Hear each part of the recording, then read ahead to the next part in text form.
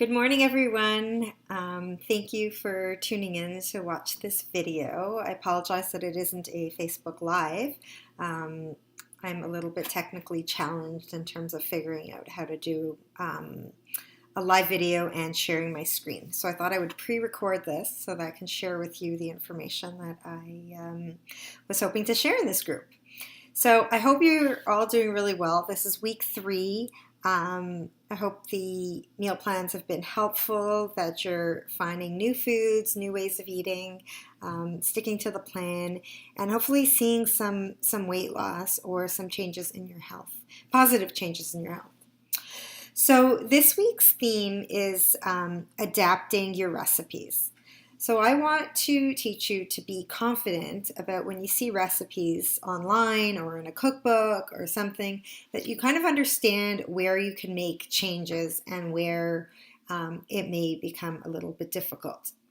So today I'm going to share with you 4 recipes that I've curated, and I'm going to show you how I would adapt them and what my 4 steps are in terms of adapting recipes.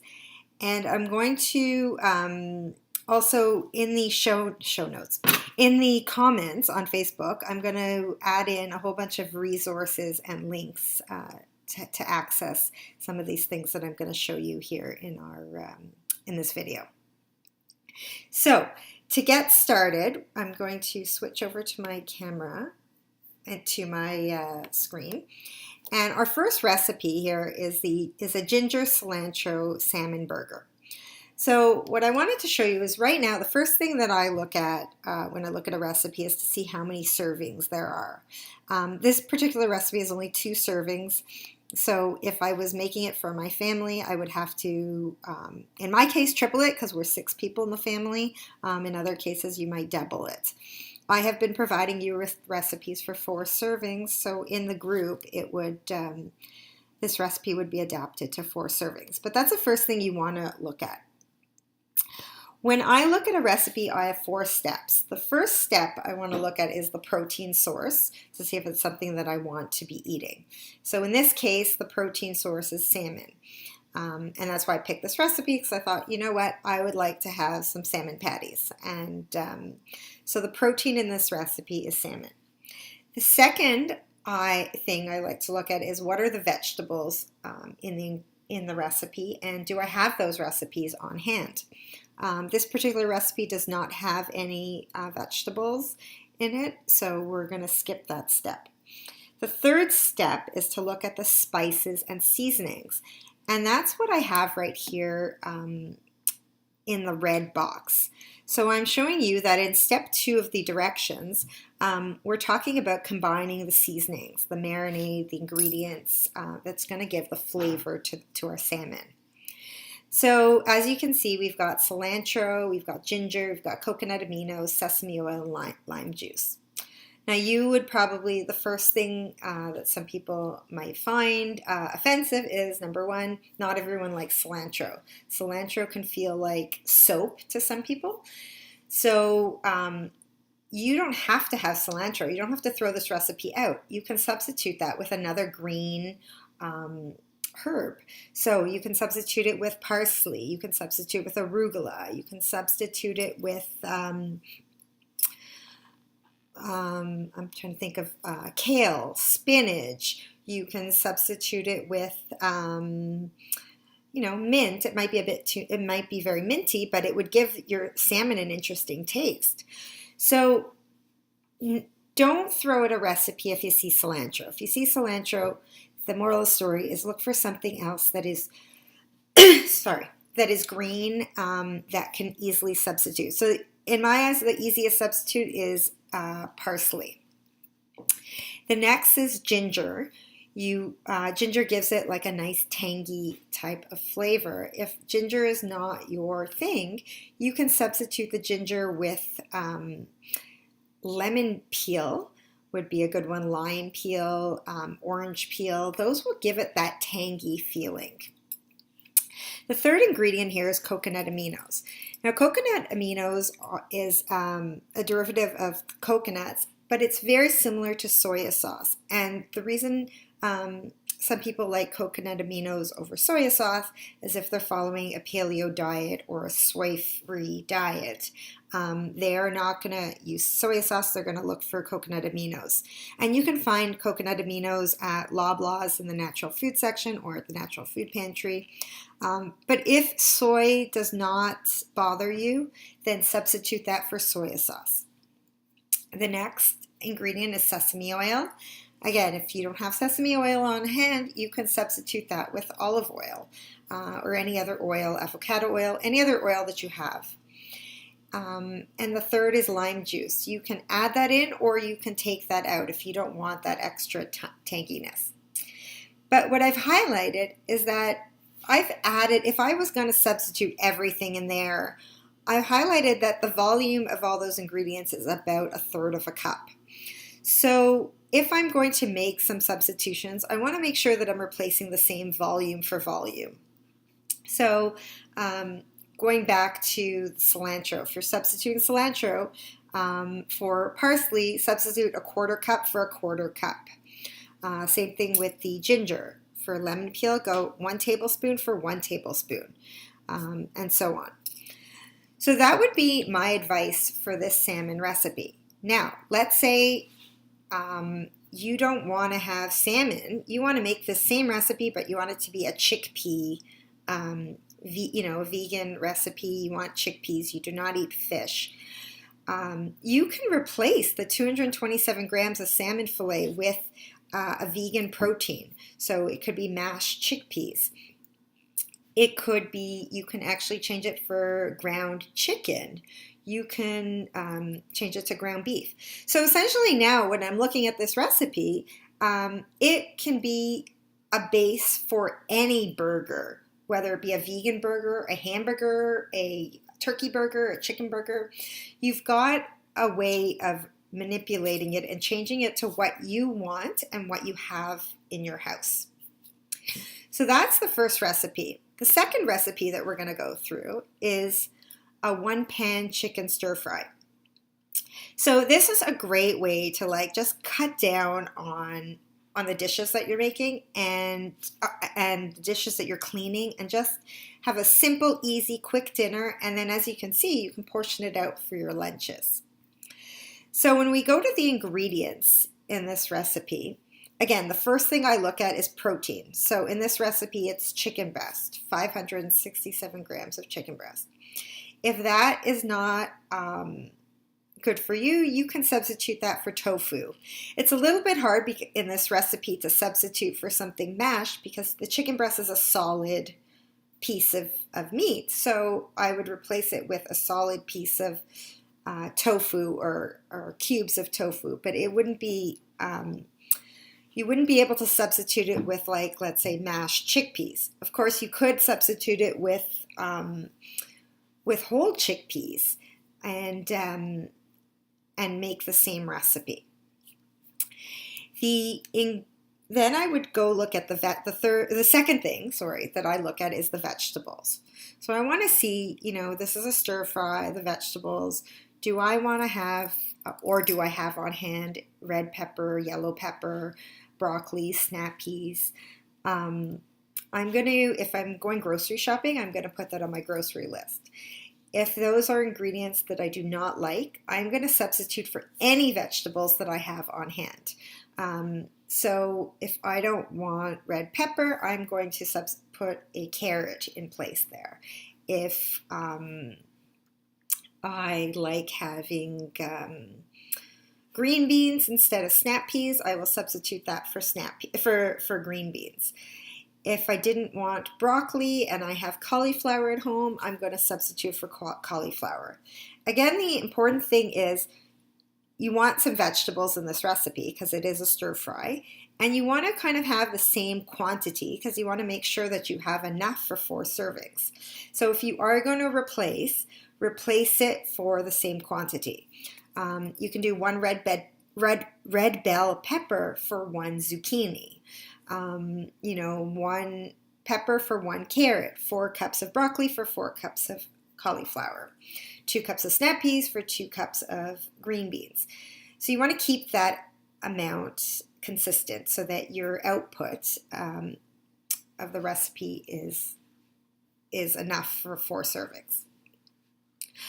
I've highlighted in red here, in the red box, the seasoning. And as you can see in the directions, you'll know that those are the seasonings because step number 2 is telling you to combine in a jar the tamari, the apple cider vinegar, honey, and sesame oil.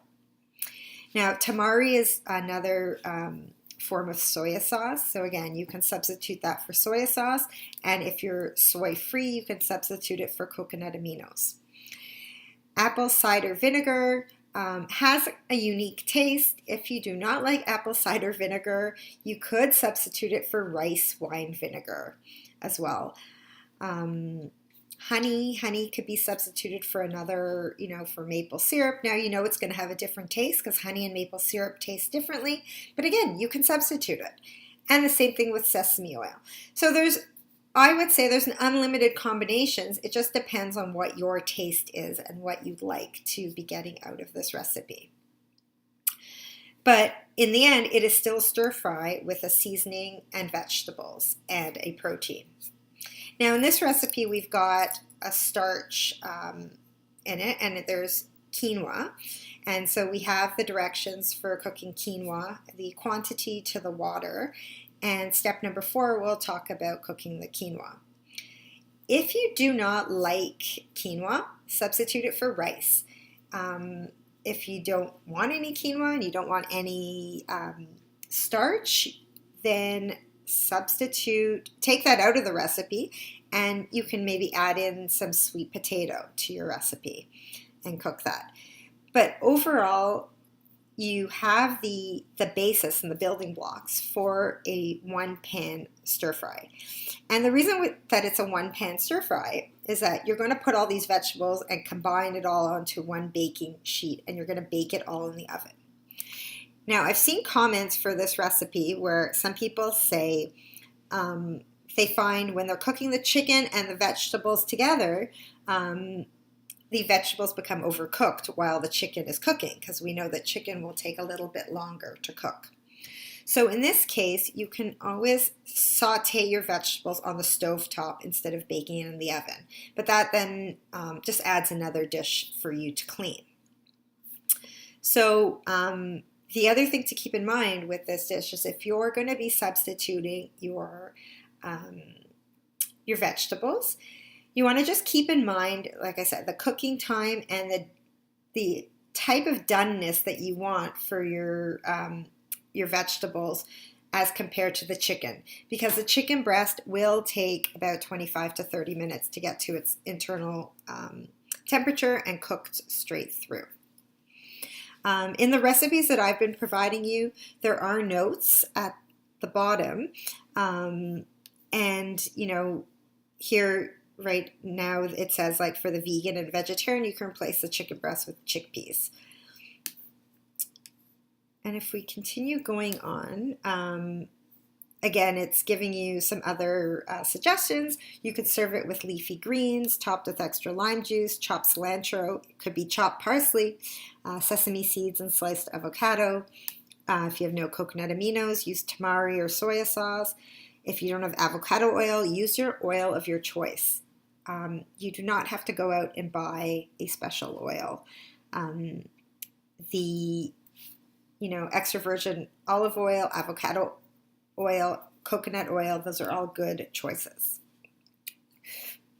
So now we'll go down to a low FODMAP recipe. So here's another easy 1-pot low FODMAP recipe. Now, some of you have expressed that you have issues with, bloating, and your stomach hasn't been feeling great.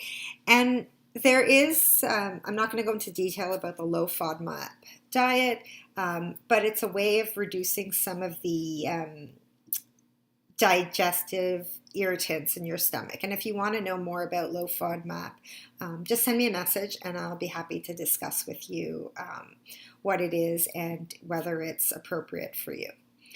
But you don't have to throw out this recipe if you're not following a low FODMAP diet. You can just adapt it. So Again, first thing I look at is the protein. You know, I'm looking to have a meal with chicken breast. This looks good. I may want to switch this to chickpeas. I may want to switch it to tofu. I could switch it to beef. Like, you can switch your protein. So, but I just want to always keep in mind that in the recipe I need 1.5 pounds. So if I'm substituting it, I want to substitute for equal amounts. Now our first red box here is the seasonings for the chicken breast. So seasonings for our protein. If, let's say, you could be someone who hates cumin. That's okay. Substitute it for something that you like. Substitute that whole seasoning for a flavoring that you like. But if you really want to try the essence of what this, the author of this recipe is trying to share with you, then try out the recipe.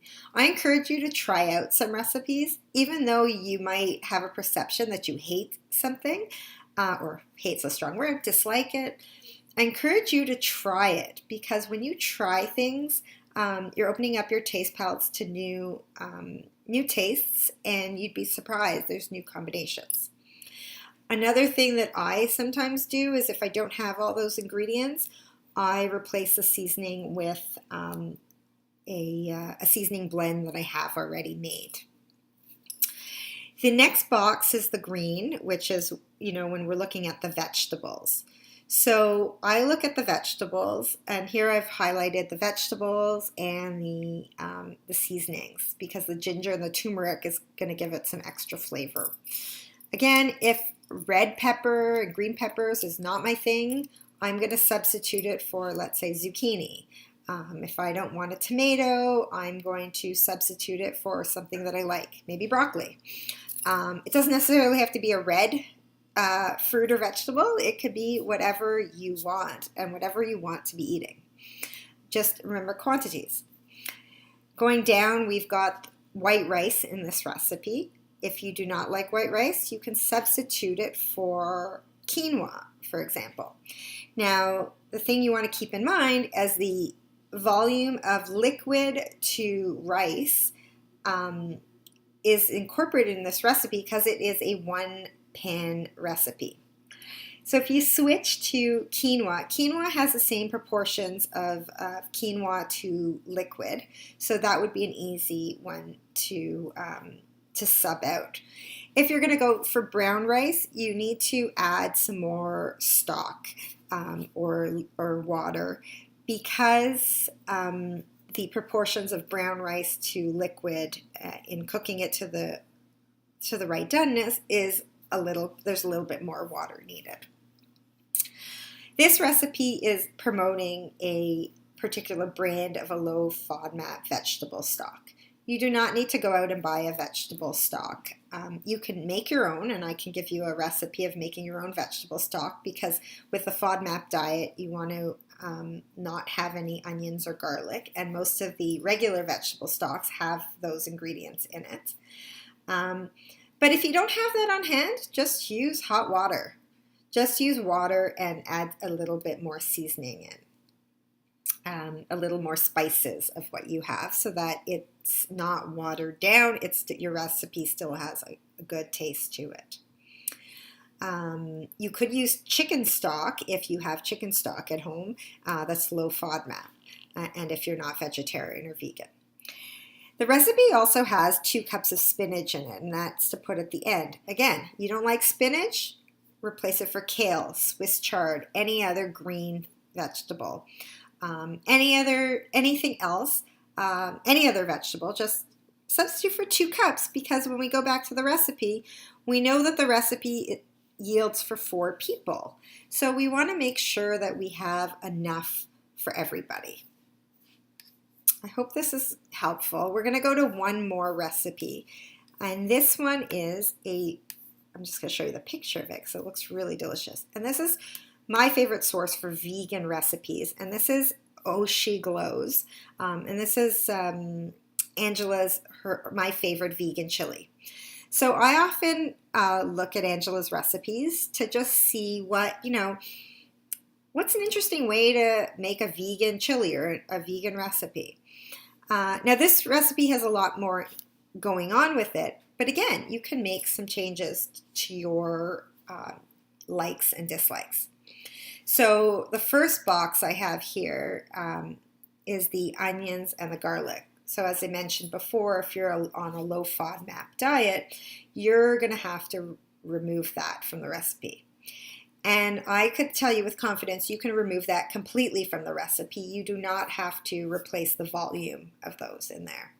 The same thing with the jalapenos. If you don't like anything spicy, you can take those out and not necessarily have to replace them. The green box really talks about the vegetables that are in this vegan chili. You can replace it with vegetables that are more friendly for your stomach and what you like and dislike. Now, the diced tomatoes has the juices, we're using the liquid in there too. So we want to know that, like, if you're going to take diced tomatoes out, which is, it's little bit defeats the purpose of a chili, but if you wanted to take it out, you can replace with extra vegetables and add in some vegetable broth in there to add the extra liquid so that you have liquid cooking the vegetables.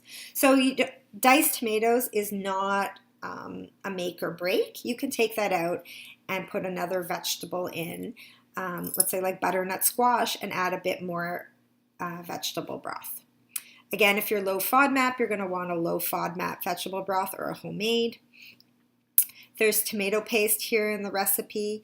Now, if you're you can't have tomatoes, you're on some people are on a no nightshade diet, you can create your own paste of I want to say sweet potato or butternut squash, or a combination. Obviously the color is going to be different than tomato paste. You can make a carrot paste. Just substitute the same amount of ingredients and taste as you go along. As you're adding your ingredients, taste it. Next is adding in your beans. She's suggesting kidney beans and pinto beans or navy beans. You can replace for 2 cans of your favorite beans. It could also be mixed beans if that's what you have at home. The next box is the seasonings, the flavorings. Again, adapt those to what works best for you. Encourage you to try things, but if you cannot stomach chili powder, let's substitute that maybe for turmeric. We can find some other ideas of recipes for spices. So I'm gonna give you some resources for how to substitute spices for ones that you don't like and you want to replace, but you want them to be similar in terms of the taste.